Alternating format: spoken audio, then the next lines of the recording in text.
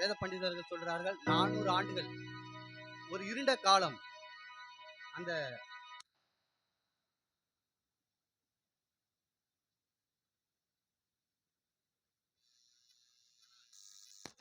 ஆண்டவராகிய இயேசு கிறிஸ்து பிறந்து அவர் ஊழியம் செய்யும் போது வேத வசனம் சொல்லுகிறது, இருண்ட ஜனங்கள் பெரிய வெளிச்சத்தை கண்டார்கள் அப்படின்னு வேதம் சொல்லுகிறது.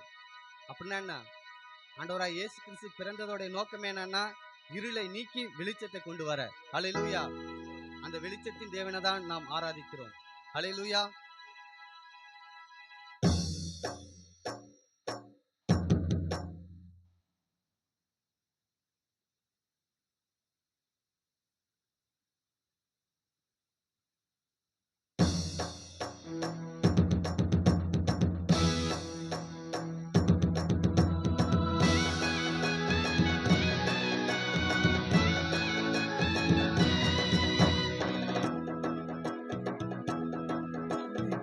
பிறந்தாரே பிறந்தாரே பாலகனாய் பிறந்தாரே, பிறந்தாரே பிறந்தாரே பாலகனாய் பிறந்தாரே, உன்னையும் மீட்க என்னையும் மீட்க பாலகனாய் பிறந்தாரே, உன்னையும் மீட்க என்னையும் மீட்க பாலகனாய் பிறந்தாரே, அடிமையின் ரூபம் எடுத்தாரே, தாழ்மையை தரித்து கொண்டாரே, அடிமையின் ரூபம் எடுத்தாரே, தாழ்மையை தரித்து கொண்டாரே, பிறந்தாரே பிறந்தாரே பாலகனாய் பிறந்தாரே, பிறந்தாரே பிறந்தாரே பாலகனாய் பிறந்தாரே, இருண்ட தேசத்திலே ஒளியாய் பிறந்தாரே, உலகை ஒளியாய் மாற்றுகின்றாரே,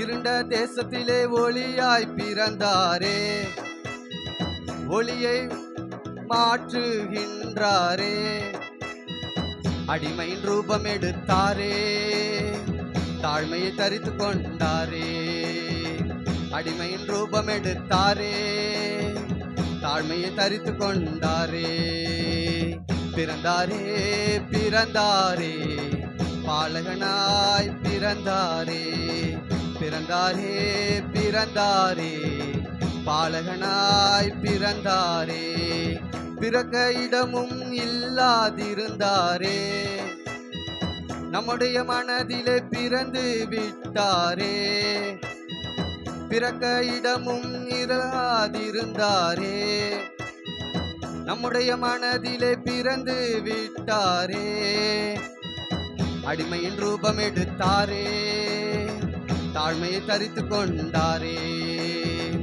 அடிமையின் ரூபம் எடுத்தாரே, தாழ்மையை தரித்து கொண்டாரே, பிறந்தாரே பிறந்தாரே பாலகனாய் பிறந்தாரே, பிறந்தாரே பிறந்தாரே பாலகனாய் பிறந்தாரே, உன்னை மீட்க என்னை மீட்க பாலகனாய் பிறந்தாரே, உன்னை மீட்க என்னை மீட்க பாலகனாய் பிறந்தாரே, அடிமையின் ரூபம் எடுத்தாரே, தாழ்மையை தரித்து கொண்டாரே, அடிமையின் ரூபம் எடுத்தாரே, தாழ்மையை தரித்து கொண்டாரே, பிறந்தாரே பிறந்தாரே பாலகனாய் பிறந்தாரே, பிறந்தாரே பிறந்தாரே பாலகனாய் பிறந்தாரே.